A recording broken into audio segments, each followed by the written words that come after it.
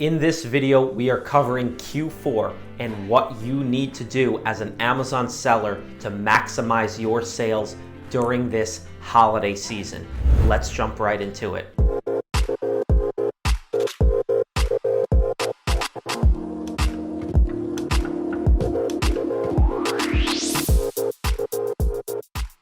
What's going on, YouTube? Welcome back to my channel. For those of you that are new, my name is Brad Sherman, seven-figure seller, and on this channel, we explore tips, strategies, and experiences that I have had that will help you start and scale up your Amazon FBA wholesale business. In this video, we are coming off of our Amazon FBA wholesale series and jumping into the big topic for this time of year, which is Q4 and the holiday season.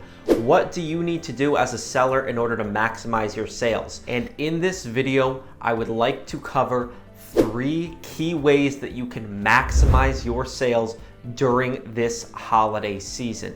Throughout the video, we're going to talk about some key dates that you should keep in mind, as well as things like monthly storage fees and how they go up during the holiday season and how that affects you as a seller.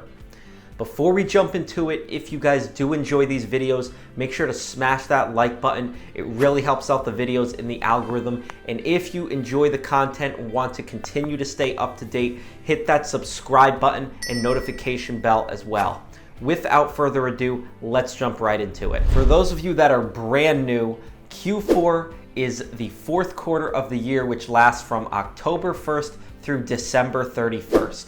And during this time of year, Amazon sellers, retail, e-commerce, across all spectrums outperform far greater than the rest of the year. On average, Amazon sellers make over 50% of their entire year's income during these 3 months. So it's important to realize that and recognize the opportunity that presents itself, especially as a new seller.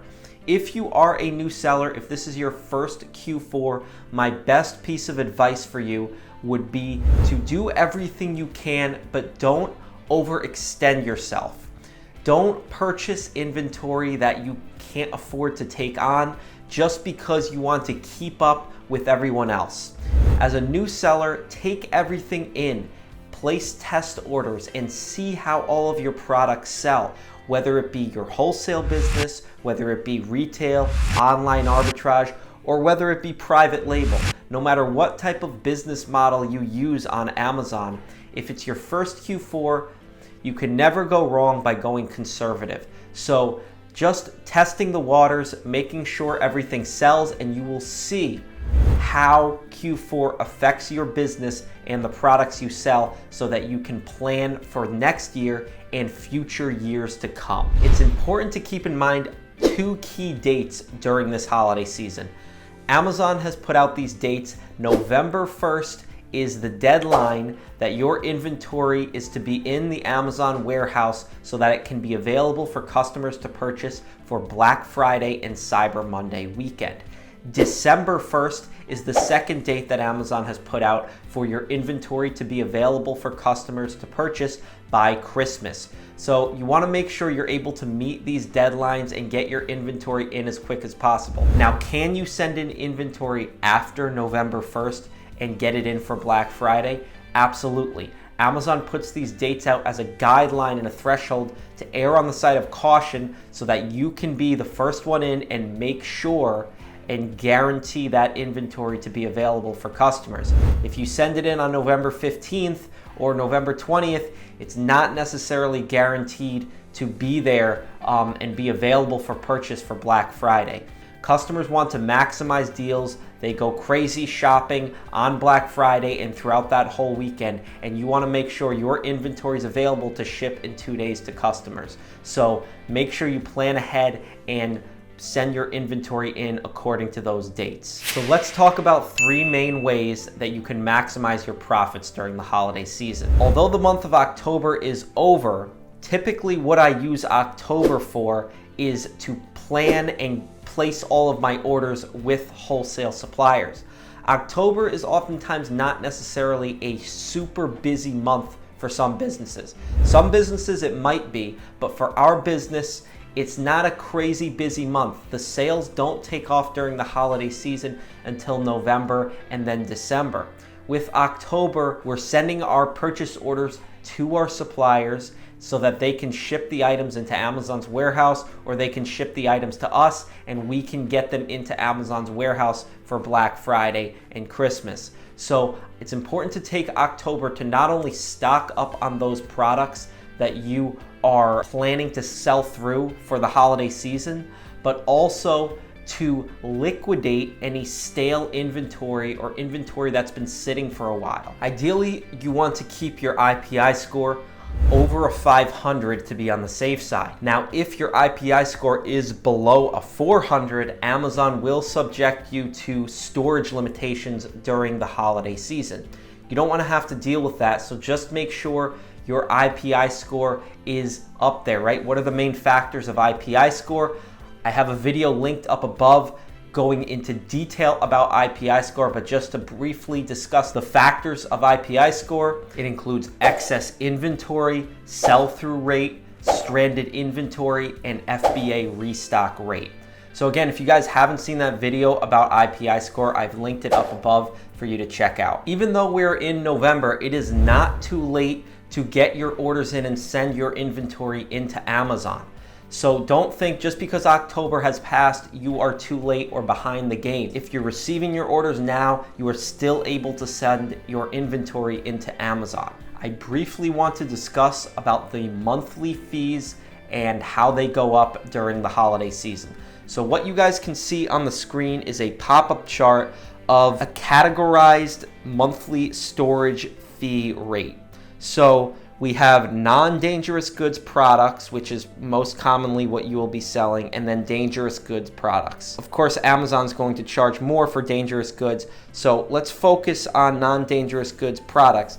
For the first 9 months of the year, for standard sized items, Amazon charges 83 cents per cubic foot and then 53 cents per cubic foot for oversized items. During October through December, Amazon charges $2.40 per cubic foot for standard size and $1.50 per cubic foot for oversized. Now you can see these rates go up quite significantly during the holiday season, so that just points even more to the fact that we want to be selling through our inventory quickly and we don't want to have stale inventory lasting through these months. You may wonder why Amazon charges a higher rate for standard size and a lower rate for oversized. You might think it's vice versa. And one of the main reasons for this is because standard size items require multiple areas on the shelf. They might require multiple bins and storage spaces. And oftentimes we might be sending in,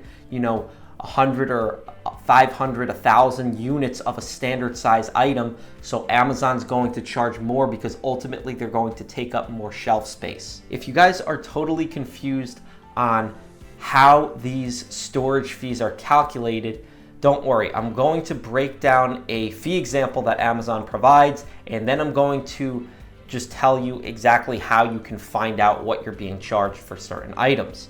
So looking at the screen, we have this fee example. Amazon's formula that they use is they have the fee per product equals the average daily units times the volume per unit times the applicable rate. In the example that they give, they have a standard size item during the month of July with a volume per unit of 0.05 cubic feet. Average daily units in storage is 100, and it's a non-dangerous good.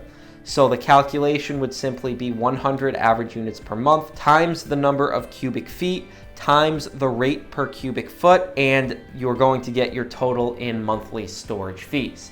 Now, it's very difficult to do this for every item that you carry, especially if you're doing business in volume. You're not going to be able to calculate this. That's why we just use a simple third-party software called Inventory Lab, which automatically pulls the reports from Amazon and pulls all of our monthly storage fees and puts it on our profit and loss statement.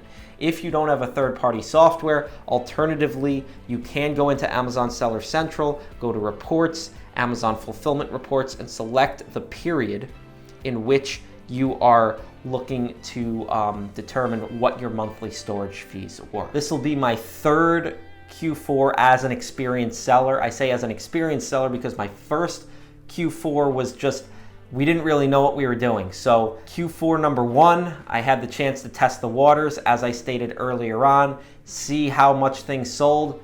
Q4 number 2, planned even more, and Q4 number 3, planned even better. So this Q4, we're well prepared with inventory. We're stocked up with inventory so that it lasts through Christmas. One of our biggest problems last year is that we sold through most of our inventory by Black Friday weekend. A lot of our inventory was gone. So my best sales month last Q4 was November, and it actually went down in December. Not by much, but it did go down a little bit. So we're hoping this year that we're able to sustain that sales volume through both November and December, up and through Christmas. So we've just discussed point number 1 and how you can maximize your sales through the holiday season by making sure all of your products are in stock and liquidating stale inventory to minimize monthly storage fees. Now, point number 2 to maximize your sales during the holiday season is to pay attention to the categories that you're selling in.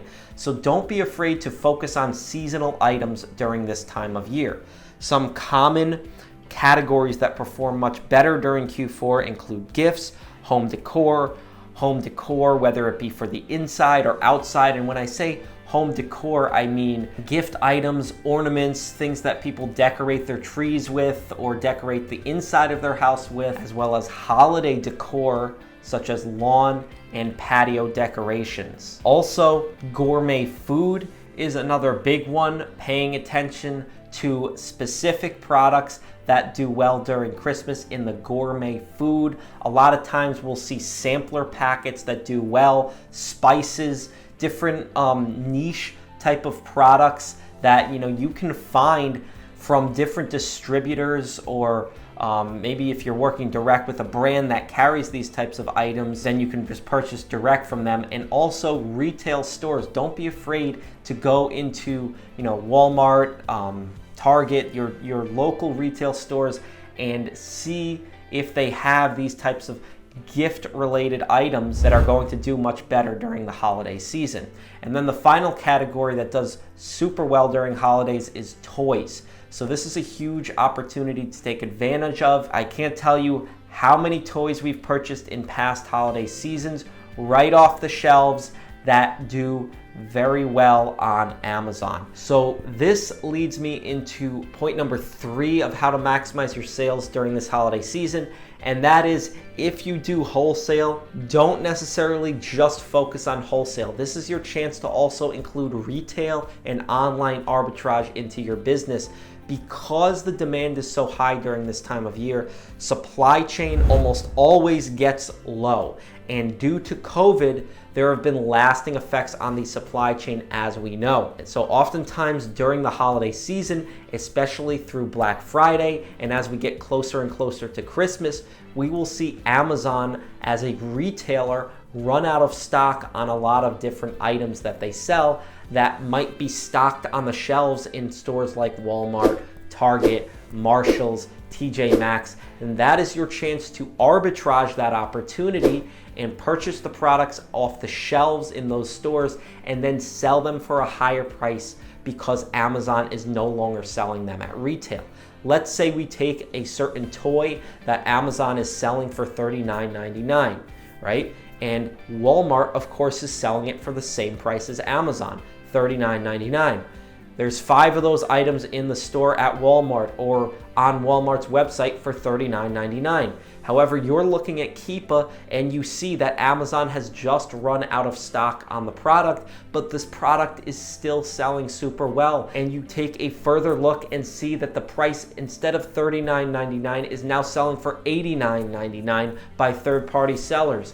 So what you can do is go to that Walmart or purchase it online, buy those 5 items for the $39.99 price if it hasn't run out of stock yet, and then arbitrage that opportunity and ship the product merchant fulfilled to the customer on Amazon. So Q4 is a great opportunity to take advantage of arbitrage. It's not something we do typically for the first 9-10 months of the year, but November and December, man, do we try to take advantage of arbitrage as well as wholesale, which is the main component of my business.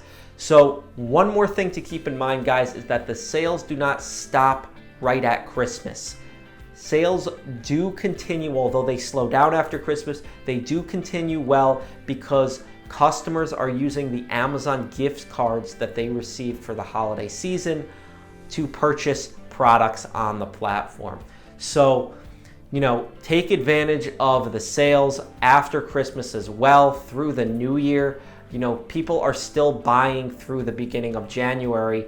Not quite as much, of course, as they were before Christmas, but they're still buying and you're still getting those gift card customers to purchase on the platform. I hope that helped you guys understand a little bit more about Q4 and the holiday season. If you have any questions or if it's your first Q4 and you're totally lost, drop a comment down below and I'd be happy to answer those for you. Thank you guys so much for watching. If you enjoyed this video, make sure to hit that like button, subscribe to that channel, and hit that notification bell as well. Stay safe, stay healthy, and happy holiday season.